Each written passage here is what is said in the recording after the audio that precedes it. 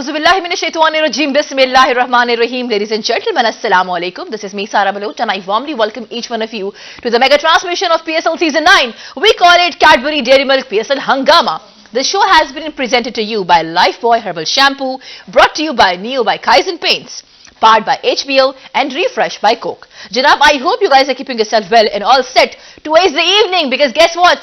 Today is the 10th number of PSL Season 9 match between two struggling teams. जी हाँ, it's going to be very important and very crucial match because देखिए लाहौर कलंदर्स को bottom, अगर हम बात करें point table के एतबार से, जल्दी दिखाते हैं, पहले हम आपको पॉइंट टेबल, फिर आगे डिस्कशन को कैरी फॉरवर्ड करते हैं. जनाब, मुल्तान सुल्तान की हम बात करें तो पॉइंट टेबल के एतबार से 4 मैचेस खेले, 3 जीते, 1 हारे, having 6 points with the net run rate of 0.81. Then on number 2 we have gotten Quetta Gladiators, 3 match खेले, तीनों के तीनों जीते with the 6 points and having a run rate of 0.69. Then we have gotten Islamabad United, 3 matches खेले, 1 जीते, 2 हारे with the net run rate of 0.03 and having 2 points. Then we have gotten number 4 पे Karachi Kings, 2 matches खेले, 1 हारे, 1 जीते. Peshawar Zalmi, 3 matches खेले, 1 जीते, 2 हारे. लाहौर कलंदर्स 3 मैचेस खेले, 1 भी ना जीत पाए with the net run rate of -0.7. What's happening to Lahore Qalandars? तो आज का match it's going to be very very crucial for Lahore Qalandars. क्योंकि देखिए जी, याद रहे कि वो टीम्स जो बेहतरीन खेलेंगी वो ही डेफिनेटली प्ले ऑफ्स के लिए 4 टीमें कोई क्वालिफाई कर पाएंगी. लाहौर कलंदर्स के लिए बहुत इंपॉर्टेंट है. कराची किंग्स जैसे तैयार है.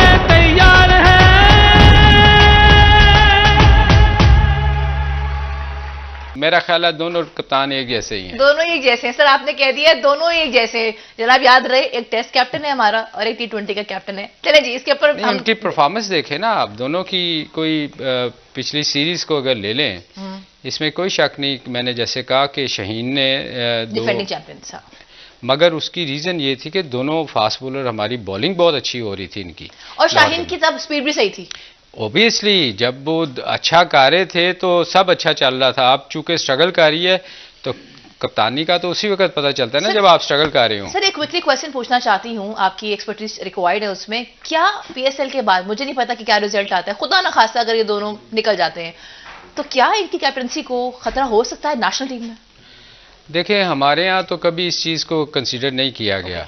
हमारे यहाँ तो वो कहते ना पंजाबी लकीर दे फकीर, वो एक ही साइड पे चलते हैं. उन्होंने अपनी मर्जी करनी होती है. वो कभी परफॉर्मेंस पे तो आज तक ना प्लेयर सेलेक्ट हुआ है ना कप्तान सेलेक्ट हुआ है. तो ये तो पाकिस्तान ने कभी इस चीज़ को कंसीडर किया ही नहीं. तो मेरा नहीं ख्याल कि इनके हारने या जीतने से कोई फ़र्क पड़ना है. जिसकी लॉबी तगड़ी होएगी वो कप्तान बन जाएगा और वो ही टीम में आएगा. क्या कहना चाहेंगे? जो मेरी सेंस है क्रिकेट की, उसके मुताबिक तो जो पिच है कराची स्टेडियम की, और काफ़ी 2-3 दिन से जो धूप पड़ रही है, तो पिच काफ़ी ज़्यादा ड्राई हो चुकी होगी. और उसमें अब होगा क्या, अब देखेंगे. जिस तरह हम लास्ट मैच में पिच पे बात करते थे कि मॉइस्चर था, ओवरकास्ट कंडीशन थी और विंटर थी, तो उसकी वजह से जो सीम बॉलर थे उनको बहुत ज़्यादा हेल्प मिल रही थी. नो डाउट कि मोहम्मद अली ने और अब्बास ने बहुत अच्छी बॉलिंग की मुल्तान से और डोमिनेट किया. मगर अब आस्ता आस्ता क्या होगा कि ड्राई डाउन हो रही हैं पिचें, और जो फास्ट बॉलर्स हैं उनकी जो स्ट्रगल है वो बढ़ती जाएगी. इसमें यह है कि जो फास्ट बॉलर जो जिसको रिवर्स करनी आती है वो मेरा ख्याल है कि यहाँ पे ज़्यादा सक्सेसफुल रहेगा, और जिसको रिवर्स करना नहीं आता वो स्ट्रगल करता रहेगा. और उसके बाद आस्ता आस्ता ये जो पिचें हैं, ये जो स्लो बॉलर्स हैं जो वैरायटी के साथ और पेस चेंज करके, वेरिएशन चेंज करके जो स्पिन बॉलर्स बॉलिंग करते हैं, उनके लिए बहुत ज़्यादा आइडियल होती जाएंगी, क्योंकि बहुत ज़्यादा मैचेस इन पर खेले जा रहे हैं कंसिस्टेंटली. तो मेरा ख्याल है कि आस्ता आस्ता ये जो अच्छे जो रिवर्स स्विंग करने वाले फास्ट बॉलर्स और जो स्पिन बॉलर्स हैं उनके लिए हेल्पफुल होंगी. ये सर हम आएंगे इस पे, रियली रियली सॉरी, लेकिन जब कमर्शियल आते हैं तो हम कुछ नहीं कर पाते. स्टे विद अस, थोड़ी देर में टॉस होने वाला है और आज बहुत इंपॉर्टेंट मैच है. स्टे विद अस.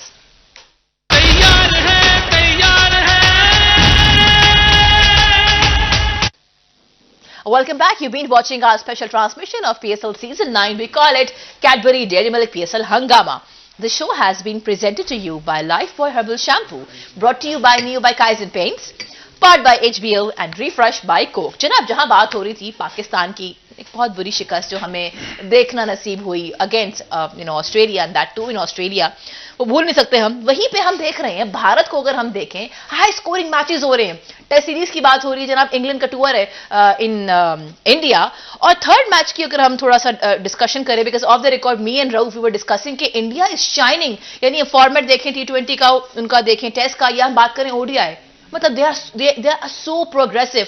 सो रऊफ जी, अभी हम अगर बात करें इनके थर्ड टेस्ट मैच की, उसमें हमने देखा है किस तरीके से जडेजा ने दोनों इनिंग्स में मिला के 7 विकेट्स ली हैं, और ये एक ऐसा ऑलराउंडर बन गया है। And I was just thinking कि पाकिस्तान में शायद एक डेकेड हो गया है, अब्दुल रजाक के बाद कोई ऑलराउंडर आ नहीं सका, तो ये तो बहुत ही एक डिसअपॉइंटिंग फैक्टर है कि 10 साल में कोई आया नहीं। देखिए, पाकिस्तान कोशिश कर रहा है डेवलप करने की मोहम्मद नवाज को और शादाब खान को, मगर जो एक्सपेक्टेशन है पाकिस्तान क्रिकेट बोर्ड की उसके मुताबिक ये परफॉर्म नहीं कर रही और इनकी जो परफॉर्मेंस है वो नीचे जा रही है। जहाँ तक आपने बात की है जो इंग्लैंड और जो सीरीज़ है इंडिया की, वो बड़ी आउटस्टैंडिंग और बड़ी सेंसेशनल सीरीज़ हो रही है।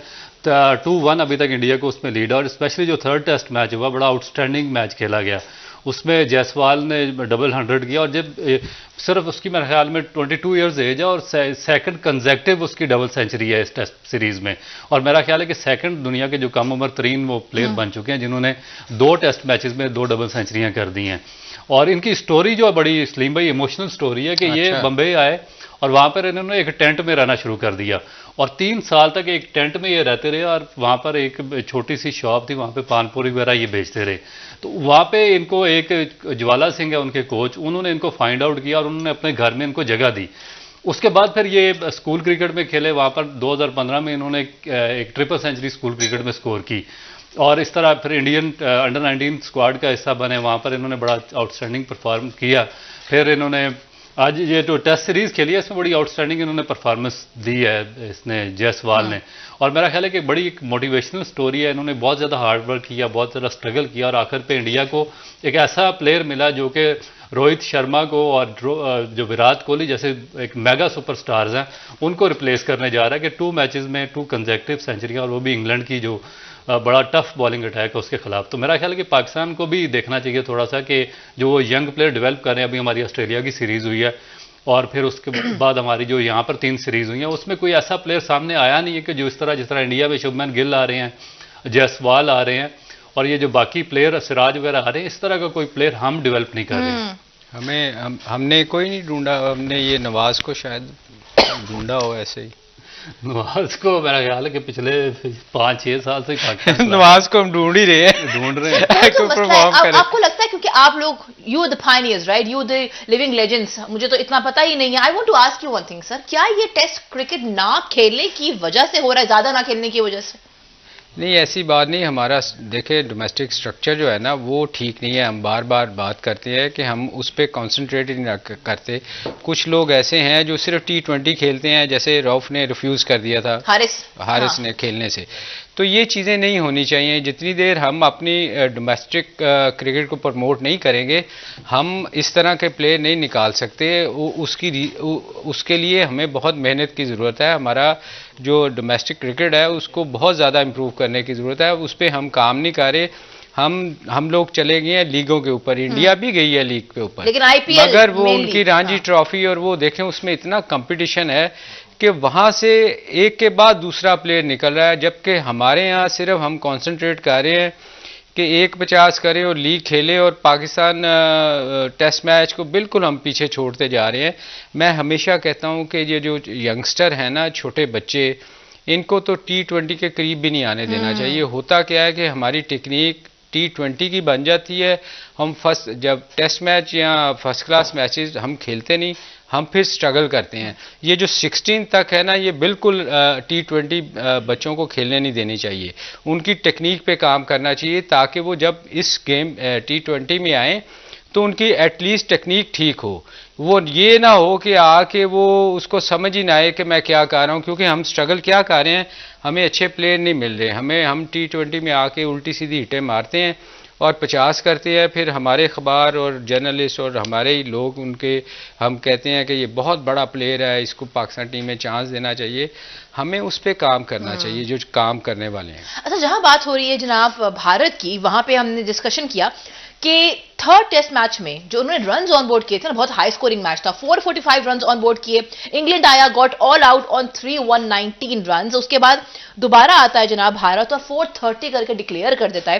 फिर इंग्लैंड आता है 122 पे ऑल आउट। तो इंग्लैंड से तो नहीं हो पा रहा, लेकिन अगर हम बात करें फर्स्ट इनिंग्स की, sir I come to you. Rohit Sharma ने जनाब क्या बल्लेबाजी की है पहली इनिंग में। 131 रन्स उन्होंने ऑन बोर्ड किए हैं 196 बॉल पे विद स्ट्राइक रेट ऑफ 66.83। इनकी कैप्टनसी, इनकी इनिंग्स को, इनकी बल्लेबाजी को आप how do you define and how do you see his as a batsman? देखें, इंडिया जो है ना, वो आप कभी भी किसी टीम को भी जो टूरिंग टीम होती है उसको आप देखें तो वो स्ट्रगल करती है वहाँ जाके, क्योंकि वो उनके स्पिनर इतनी अच्छी बॉलिंग करते हैं, क्योंकि बनाते ही वो स्पिन विकेट्स हैं। तो जो जितनी भी टीमें वहाँ जाती हैं, और फिर शामी वगैरह रिवर्स स्विंग करते हैं, बाकी बुमराह वगैरह वो रिवर्स स्विंग बहुत अच्छी करते हैं। तो हमेशा टीमें जो बाहर से आती हैं ना, वो स्ट्रगल करती हैं।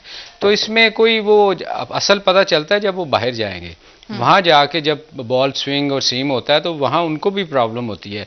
तो इंडिया बहुत तगड़ी टीम है, उसको हराना बड़ा मुश्किल है इंडिया में। तो आप ये कह रहे हैं कि कोई बिग डील नहीं है, मतलब भारत अच्छा खेलेगा? भारत में कभी भी, भारत में किसी टीम को भी उससे वो हारी नहीं है, बहुत कम। सर ओडीआई वर्ल्ड कप नहीं, मैं ओडीआई वर्ल्ड कप की नहीं, ये टेस्ट मैच की बात कर रही हैं आप। मैं टेस्ट मैच की बात कर रहा हूँ कि वो स्पिन विकेट बनाते हैं और उनको दूसरों को बहुत मुश्किल होती है, वो स्ट्रगल करते हैं हमेशा। अच्छा जी, ये बात तो हो गई कि होम ग्राउंड का उनको जो है ना फायदा है। देखते हैं कि आज लाहौर कलंदर को कोई फायदा होता है या कराची जो है वो बाजी ले जाता है। Sir we have gotten a caller, देखते हैं कौन हमारे साथ है। अस्सलाम वालेकुम जी, गुड इवनिंग। हेलो, अस्सलाम वालेकुम। सर अपनी टीवी की आवाज बंद कर दीजिए, बाद में रिपीट पे देख लीजिएगा। कैसे हैं आप, कौन बात कर रहे हैं? जी मैं आदिल बात कर रहा हूँ लाहौर से। जी, आप किससे सवाल करना चाहेंगे? जी मैं दरअसल ना ये शहनशाह अफरीदी को जो है ना वो थोड़ी सी एडवाइस देना चाहता हूँ कि देखें कि हर टाइम हालात एक जैसे नहीं रहते, हर टाइम बंदे के अंदर एक कैपेसिटी भी एक जैसी नहीं रहती, ठीक है। और कहते हैं कि शादी किसी किसी को रास आती है, तो मुझे लगता है कि शहनशाह अफरीदी को शादी। ऑलराइट जी, आई वुड अप्रिशिएट आप लोग कॉल करें तो सवाल करें। आपने तो खुद ही सवाल खुद ही जवाब कि जनाब शादी हो गई तो खेल नहीं पा रहे, क्या बात है। एनीवेज जी आगे बढ़ते हैं। इसका थोड़ा सा देखें, ये पर्सनल उसका है, ये शादी ब्याह, तो इसका मतलब है फिर शादी करनी नहीं चाहिए। सर वैसे भी शादी जो है लड्डू ऐसा है कि जो खाए पछताए, जो ना खाए पछताए। इस किस्म के सवाल बनते हैं। प्लीज देखिए, इससे आप गुरेज कीजिए। On this note ladies and gentlemen, I have to move towards a short commercial break. साथ रहिएगा because we have to discuss the batting lineup of Lahore and Karachi Kings.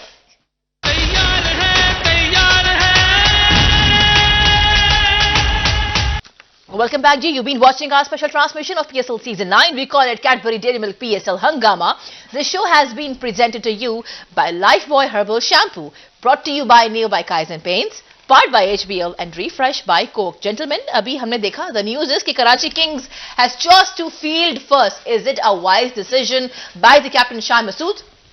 नहीं, बिल्कुल उसका डिसीजन ठीक है। उसकी रीज़न ये है, देखें कि जो वीक टीम होती है ना, अब जैसे लाहौर कलंदर थी, अगर टॉस जीती तो उसको हमेशा पहले बॉलिंग करनी चाहिए। उसकी रीज़न ये है कि उनकी बॉलिंग में वो स्ट्रगल कर रहे हैं। अब उनकी बैड लक है कि आज टॉस हार गए, क्योंकि जब आप चेज़ कर रहे होते हैं ना, तो आप जितना मर्जी, मैंने पिछले दफ़ा भी कहा था कि लाहौर कलंदर अगर स्ट्रगल करेगी तो वो बॉलिंग की वजह से करेगी। अगर ये 200 भी करती है तो इसको प्रॉब्लम होगी, क्योंकि इनकी बॉलिंग उतनी अच्छी नहीं है। दूसरा, कराची का जीतने का मकसद बॉलिंग करने का ये है कि सुबह के टाइम देखें ड्राई कंडीशन है, उसमें दो चीज़ों का उनको फ़ायदा हो सकता है, खिलाफ भी जा सकती हैं कि बॉल सुबह को स्विंग ना हुआ तो मार भी पड़ सकती है, मगर इसमें रिवर्स स्विंग का उनको चांस है। फिर स्पिनर, चूँकि 3-4 मैचेस हो चुके, इधर काफ़ी मैचेस मेरे ख्याल हो चुके हैं। उसके बाद होता क्या है कि स्पाइक्स लगने के बाद ना विकेट थोड़ी सी ख़राब हो जाती है, उसमें चांसेस होता है कि आपको स्पिन मिले। तो मेरे ख्याल इनके पास दोनों स्पिनर अच्छे हैं और ये उससे पूरा फ़ायदा उठाने की कोशिश करेंगे। और लाहौर कलंदर के लिए प्रॉब्लम ये है कि उन्होंने सेकंड बॉलिंग करनी है, और सेकंड में ड्यू फैक्टर भी थोड़ा बहुत आ जाता है, और उनकी स्पिन बॉलिंग नहीं है। राशिद को वो इस तरह मिस कर रहे हैं जैसे जैसे हम साहिल को भी अच्छा right Sahil you been mix I hope you feel better soon. अच्छा जनाब बात ये जहां बात हो रही है कि राशिद खान की एब्सेंस है वहां पे we have gotten this inclusion. हमने लास्ट मैच में भी देखा किस तरीके से जो है वो जॉर्ज लिंडे ने आके खेला। I want to ask you one thing जनाब, अगर हम लेफ्ट आर्म स्पिनर की बात करें लिंडे की, डू यू थिंक वो एक इंपैक्ट आज क्रिएट कर सकते हैं against Shoaib Malik and Pollard specially? देखिए मेरा ख्याल है कि अगर नहीं करेंगे तो बड़ा मुश्किल हो जाएगा लाहौर कलंदर के लिए मैच जीतना। और जिस तरह बड़ा अच्छा ये टॉस जीत के इन्होंने पहले बॉलिंग का फैसला किया कराची ने, और ये जो कंडीशंस हैं उनको यूटिलाइज करेंगे, क्योंकि अर्ली ऑन अगर थोड़ा सा मॉइस्चर वगैरह होगा उसको ये दोनों पेसर जो अमीर हमजा और हसन अली ये अपनी फेवर में यूज़ कर सकते हैं। उसके बाद डेफिनेट रिवर्स स्विंग का भी आंसर आएगा, और जो इनकी स्पिन बॉलिंग अटैक है वो बहुत तकड़ा है, क्योंकि अगर ये मॉइस्चर में जब वो ड्यू पड़ती है उस पर बॉलिंग के लिए जाते तो जो तबरेज शमसी थे, मोहम्मद नवाज थे या शोएब मलिक ये यूजफुल ना रहते। मगर अब अगर ये शुरू में बॉलिंग करेंगे तो ये थोड़े इफेक्टिव होंगे, क्योंकि ड्राई पिच होगी और सिचुएशन काफ़ी बेहतर होगी। तो दूसरा जो बेसिक चीज़ इनका जो माइंड में होगी वो लाहौर कलंदर की बॉलिंग लाइन है, क्योंकि लाहौर कलंदर की जो बॉलिंग लाइन है शाहीन अफरीदी की इंजरी के बाद से वो अभी तक स्ट्रगल कर रहे हैं। दूसरे उनके दो प्रीमियर बॉलर हैं ज़मान खान और हारिस रऊफ, वो दोनों स्ट्रगल कर रहे हैं। और लास्ट अगर आपने मैच देखा तो उसमें ज़मान खान को 4 ओवर में 52 रन कंसीड हुए हैं। तो मेरा ख्याल है कि ये ऐसी चीज़ें हैं जिनको सामने रखकर उन्होंने फैसला किया। फिर जहाँ तक आपने बात किया लिंडे की, तो ये कोई ऐसा बड़ा बॉलर नहीं है कि जो शान मसूद, मोहम्मद नवाज, शोएब मलिक या जो पोलार्ड और विंस हैं इनके लिए कोई बहुत ज़्यादा हर्डल क्रिएट कर सकेगा, क्योंकि जब एक दफ़ा टारगेट इनके सामने आ जाएगा तो फिर इस ऐसे बॉलर को ये जो सीनियर कंपेनर है ये बड़े अच्छे तरीके से इसको मैनेज करके 8 या 10 रन इसको कर सकते हैं। तो मेरा ख्याल है कि बड़ा वाइज एक डिसीजन है कराची किंग्स का। दूसरा आप अगर देखें तो ये जो गलती कर रहे हैं ना, ये अपनी बैटिंग ज़्यादा स्ट्रॉन्ग करने की कोशिश कर रहे हैं, उससे कोई फ़र्क नहीं पड़ेगा जितना देर बैलेंस नहीं होगा ना। आप ये देखें साहिब भी आया है, उन्होंने बैट्समैन डाला है, और भट्टी भी सुना है वो ऑलराउंडर है। तो बात यह है कि आप जितनी देर आपकी बॉलिंग हमेशा मैच जितवाती है, आप देखिएगा क्रिकेट में हमेशा बॉलिंग आपकी ये रऊफ और शहीन हमेशा बॉलिंग से मैच जीतते थे। तो आप जितनी मर्जी लंबी बैटिंग कर लें, आप हमेशा आपको बॉलिंग जितवाती है। तो वो उसमें लैग कर रहे हैं, लाहौर स्ट्रगल कर रही है बॉलिंग में, ये जितने मर्जी बैट्समैन आप डाल लें। तो ये एक गलती होती है कैप्टन की, और टीम मैनेजमेंट जो बाहर बैठी है उनको ये सोचना चाहिए कि हमने बैलेंस टीम लेके जानी है, बजाय हम बैट्समैन जितने मर्जी डालते रहें, अपनी बॉलिंग की तरफ तवज्जो देनी चाहिए। और ये ज़रूरी नहीं है कि रऊफ अगर अच्छा परफॉर्म नहीं कर रहा या ज़मान अच्छा परफॉर्म नहीं कर रहा तो ये उस दिन भी हमने कहा था कि ये लिखा नहीं हुआ कि आप एक बंदे को आप बिठा रेस्ट भी करवा सकते हैं, कि ये ज़रूरी नहीं है कि उसी ने खेलना है। अगर कोई स्ट्रगल कर रहा है, उससे अच्छी परफॉर्मेंस नहीं हो रही, तो आप किसी नए लड़के को चांस दें। जैसे नाफे आया है बैटिंग में, उसने अच्छा परफॉर्म किया है, तो इसकी जगह अगर कोई फास्ट बॉलर आता है, रऊफ की जगह किसी को खिलाते हैं, हो सकता है कोई आपको टैलेंट मिल जाए। तो ये चीज़ें जो है ना, एक कप्तान फ्लेक्सिबल होना चाहिए। कप्तानी का इसीलिए पता चलता है कि उसको बड़े डिसीजन लेने पड़ते हैं। तो ये मेरा ख्याल है वो थोड़ा एक ही चीज़ पे फंसे हुए हैं कि हमने इसी से जीतना है, वो ये बड़ा मुश्किल हो जाता है उसको। अच्छा, ये जो सलीम भाई ने बात किया ना, तो मैं इसको इसलिए देखें कि इसकी एक एग्जांपल आपको देता हूँ। जिस तरह पेशावर की टीम बहुत ज़्यादा सफ़र कर रही थी अपनी बॉलिंग की वजह से, तो कल उन्होंने जो चेंज किया, 4 चेंजेस किया। वुड आया, उसके बाद वॉल्टर आया, फिर नवीन उल हक आया और आरिफ याकूब। इन्होंने आते ही डिफरेंस डाल दिया। और मुल्तान की टीम जो कि बहुत ही फेवरेट टीम थी, उसके खिलाफ इन्होंने मैच जीत लिया। अब लाहौर कलंदर जो सलीम भाई ने बात की है, इनके पास मेरा ख्याल है कि यार रिप्लेसमेंट नहीं है। दूसरा जो उनके जो ऑलराउंडर है डेविड विजे, वो पहला मैच खेलने के बाद अनफिट हो गया, फिटनेस का मसाइल है उनको। तो इनके पास मेरा ख्याल है कि ये जो 3 बॉलर्स हैं, या तो इनकी रिप्लेसमेंट नहीं है, या फिर इनकी जो मैनेजमेंट है उन पर इतना ज्यादा रिलाई कर रही है कि वो टूर्नामेंट का भी चांस ले लेंगे मगर इनको बाहर नहीं बिठाएंगे। अच्छा, ये बड़ी इंपॉर्टेंट बात है। आई थिंक हम ब्रेक पे जाएंगे और ब्रेक से वापस आके हम चेक करते हैं कि इनकी जो बेंच स्ट्रेंथ है उसमें कोई पेसर, कोई स्पिनर्स हैं कि नहीं, क्योंकि सर ने बहुत बड़ी बात की है कि अगर Haris is not performing so he should take a break. We'll have a debate on it, stay with us.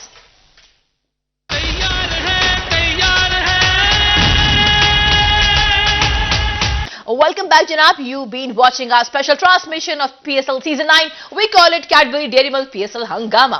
This show has been presented to you by Lifebuoy Herbal Shampoo, brought to you by Neo by Kaizen Paint, powered by HPL and refreshed by Coke. Having said that, it's the 10th number of PSL match between two struggling teams. एक तरफ है जनाब लाहौर कलंदर्स और दूसरी side पे कराची. वैसे मुझे याद है जब भी कराची लाहौर का मैच होता है ना तो एक मैदान जंग क्रिएट हो जाता है, लेकिन इस बार कौन सी जंग, क्योंकि दोनों के हालात एक जैसे हैं. बकौल सलीम मलिक साहब के दोनों कैप्टन भी एक जैसे हैं.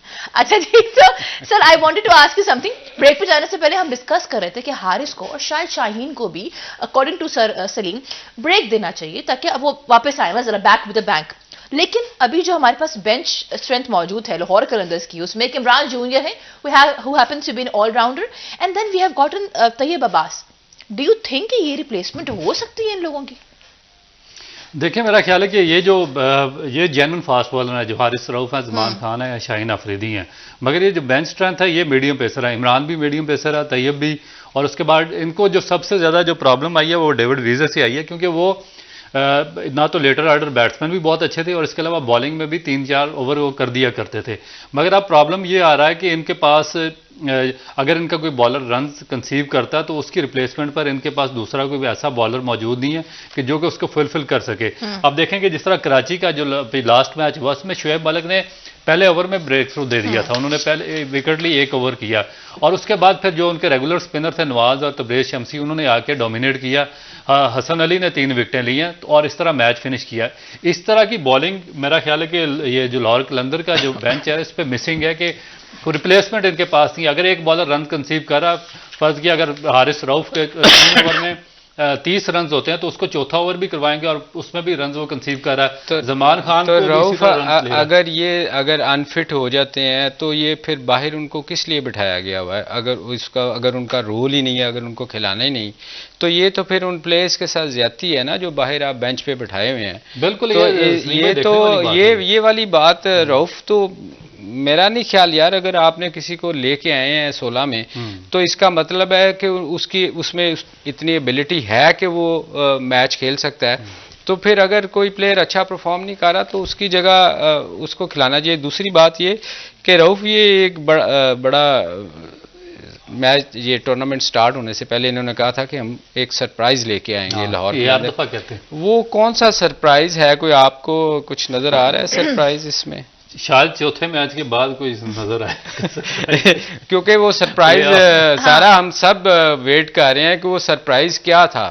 सर मुझे लग रहा है कि सरप्राइज तो नहीं है, लेकिन बिकॉज ऑफ कोर्स अब आजकल मैं लाहौर में हूं तो I still hope for Karachi कि कराची विन करे, ठीक है ना, ऑन अ रिकॉर्ड. लेकिन आई थिंक सर जो इंक्लूजन हुई है ना आज शाय हॉप की अब्दुल्ला शफीक की जगह, by the way we have gotten this inclusion in playing 11 ऑफ लाहौर कलंदर्स. एक तरफ शाय हॉप की इंक्लूजन हुई है, अब्दुल्ला शफीक को हटा दिया गया है, रिप्लेस कर दिया गया है, और दूसरी साइड पे we have gotten Ahsan Bunty जिन्होंने रिप्लेस किया है ब्रेथवेट को. सर आप बताइए ये इंक्लूजन ठीक है अब्दुल्ला को हटाना? देखें अब्दुल्ला, मैं समझता हूँ कि बहुत बड़ी ज्यादती है अब्दुल्ला के साथ. अगर एक बंदा पिछले जिसको हम बहुत ज़्यादा हम रेट करते थे कि ये बड़ा अच्छा प्लेयर है पाकिस्तान के लिए, उसको अगर आप पीएसएल में नहीं खिलाएंगे, देखें ना उसका नंबर भी चेंज किया गया, उसको ओपन से नीचे आपने फेंका. इसका मतलब है कि ये तो पर्सनल कुछ ग्रज लग रहा है उसके साथ कि आप एक पाकिस्तान का ओपनर है, आप उसको लीग में आप उसको नीचे खिला रहे हैं, फिर उसके बाद उसको आपने टीम से बाहर निकाल दिया है. ये सोचने वाली बात है.